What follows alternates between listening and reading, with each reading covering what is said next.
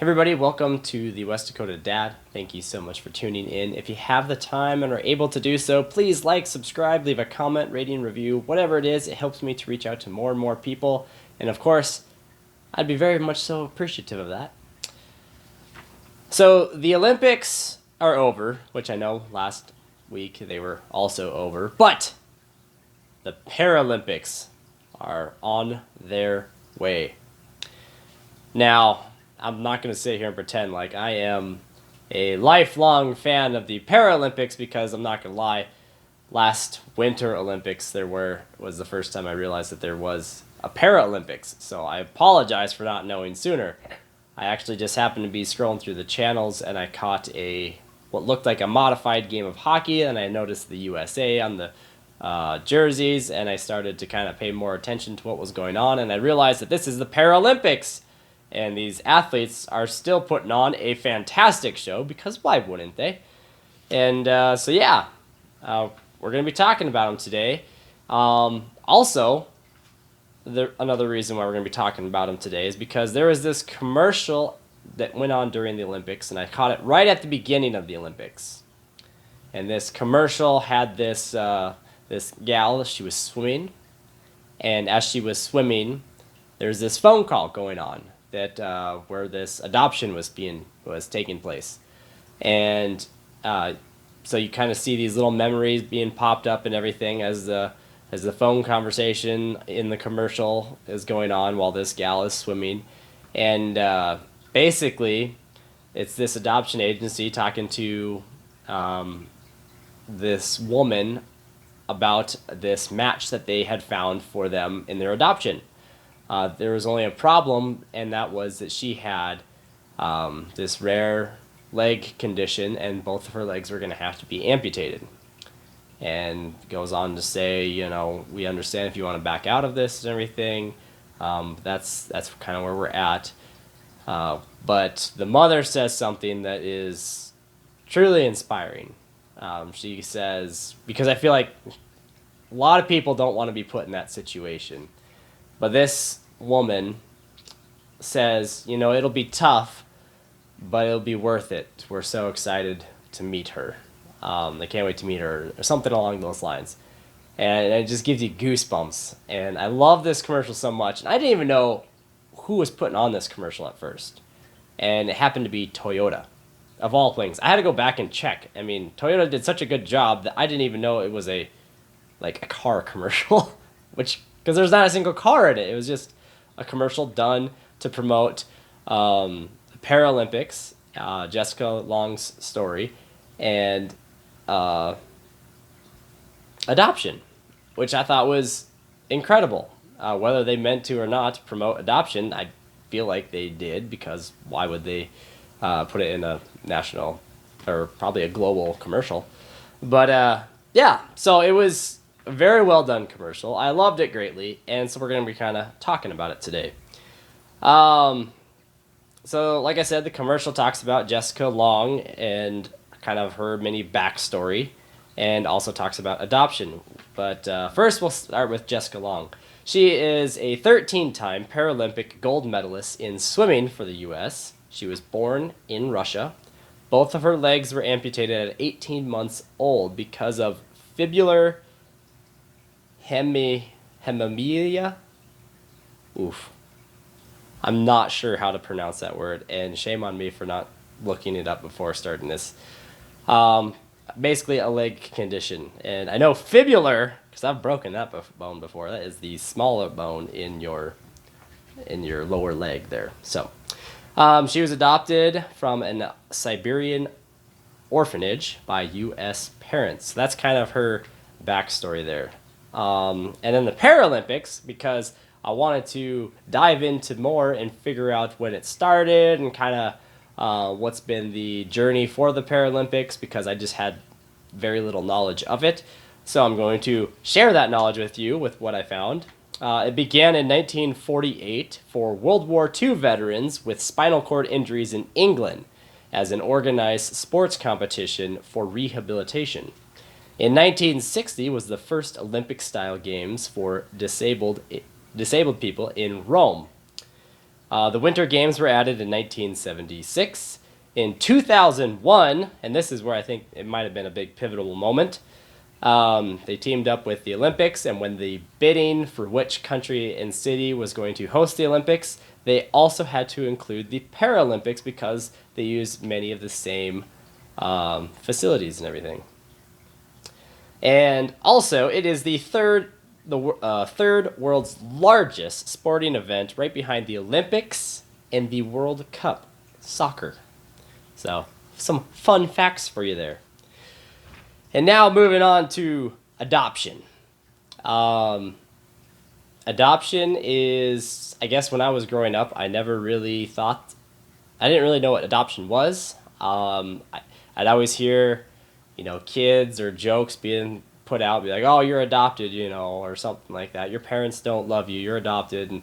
And even though it might have been funny for me at the time, because I just had such little knowledge of everything, over time now, as an adult, I realized that those were completely false accusations or really not funny jokes, because I'm going to be talking about loving your children in this.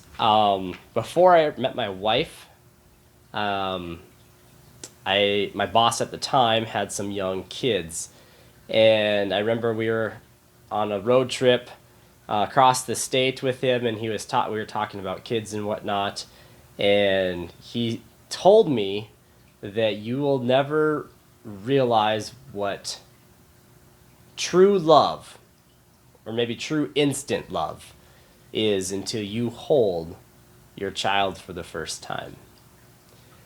And as moving as that was for me, it also kind of freaked me out, because I was like, well, what if I'm incapable of that? The amount of love he is talking about, I didn't know if I had, because I was always one that was kind of like quiet, I guess you could say. I wasn't a very confrontational person. If somebody had said something, to somebody that I loved, like maybe like my mom or like a sibling or something like that, I was not one to create confrontation or maybe necessarily stick up for them unless I knew that I was a larger specimen than the other and I could hold my own. But I was just worried because it's like you always see these mama bear, papa bear moments for when, somebody accidentally hurts their child or is bullying their child or something, and they just step right up and, they give them a piece of their mind. I didn't think I would be that kind of person, and therefore I wouldn't think that I had that kind of love to be able to stick up for my child or protect my child. So it kind of freaked me out at the time. As a matter of fact, when I met my wife, I don't think she even thought I wanted kids, because I was just not in a rush to want to have kids, I guess you could say. And I had told in previous episodes of my ultimate worry about becoming a father, not because of being a dad, but, just making it through, the delivery process of it and all. But, no, I'm not gonna lie, I was kind of nervous that I wouldn't have that connection with my daughter when she was going to be born. And then when it came time to welcome her into this world, and I was able to hold her for the first time, I felt this deep connection that it's like I could see her whole beautiful soul and everything, and she could see right into me. It was just this amazing connection, and it was so like almost overwhelming of love, just filling my heart, of a spot that I didn't know that needed to be filled, and there it was from this little tiny human that was in my hands, and it was incredible. And so after that, I had so much confidence that, this is my child and I will protect her, I will love her and guide her whole life. And not that I'm sitting here like, put them up, guys, let's start a fight, not saying that at all. I'm just saying, like, I now have the confidence and I know what that love is that my boss is talking about, my boss at the time, all those years ago. And so it was so cool. And then the more we attended church and everything, and I had realized where adoption was a lot more present, or a lot more common, I should say, especially throughout the church that I noticed. And I was always kind of like, how maybe, if I adopted a child, would you be able to love them, especially if you were able to have one of your own? Like it was kind of a question I didn't really think about until it kind of came up in topic at church. And so, of course, over the years of going to church, and you hear more and more testimonies that people had of adopting children and them having those same kind of fears. And they basically just said, yeah, I have the same amount of love for my adopted children as I do my biological children. And I know that with confidence, through my trust in the good Lord, and through what everyone has told me and the experience of actually just being a father, I know that if I was ever to adopt, which my wife and I have talked about it, and our hearts are definitely open to adoption someday, one day, maybe. And but I just know that that would be true for us as well, that we would have no problem adopting a child and loving them as if they were our own blood. So that's what I kind of had for adoption there. And I also realized, adoption is pretty common. I know I have a lot of friends that are big proponents for their adopted parent. How do I want to say this? They are big supporters of adopting. I know a lot of friends that have adopted, whether they are able to have their own kids or not, they've adopted. Some have adopted because they can't have their own kids. And I also realized how many types of adoptions there are, between international adoptions and state adoptions, open adoptions, closed adoptions. And I also learned one about recently called snowflake adoption, which was you adopt an embryo. And then you go through the entire pregnancy with your snowflake adoption. So that it's really cool. There's so many options out there. And if you're ever interested in it, definitely, go to your church or connect with someone that is probably a little bit more of an expert than I am, because like I said, I haven't adopted a child. I wouldn't even know at this moment what steps to take to move forward with an adoption. And but I do know that adoption in general is a good thing, and it is something that has been on my heart lately. So anyways, I have some scripture for you guys today. They are going to be revolving kind of around adoption. The first one comes from Deuteronomy chapter 10, verse 18.